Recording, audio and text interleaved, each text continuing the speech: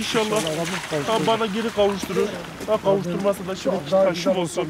Ha taşı yoksa da. Olmadığı ortamlarda inşallah. İnşallah, inşallah. Allah beterden saklasın. Rabbim sizlere bu acıları yaşatmasın. Hakkınızı helal edin abi. Allah razı olsun. Kendine çok iyi bakın. Abi, amin. Allah razı olsun. Hakkı. Şoka atlatıyor. Ben Gülsel ümmet büyüklerinden gelince inşallah biz de sabredersek. Hadi onu karşılığında böyle bekliyoruz. Bu sabırlar versin. Sabrımızı arttırsın. Bize dayanmak ederiz. Allah'tan başlıyor. Gelen Allah'tan başlıyor. Allah'tan gelmek. Öyle yani biz elimizden geleni yapalım. Çalışalım. Öncesinden sonrasından. Evet. Bizi aşan bir durum varsa da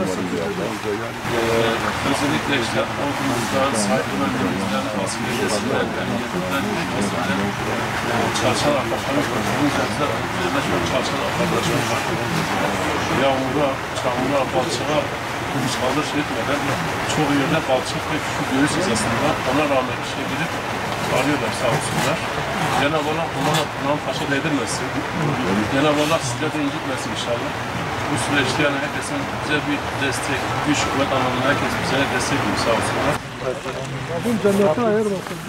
Dünyada mutlaka emanetleri değil. Rabbim kalbimize gelsin.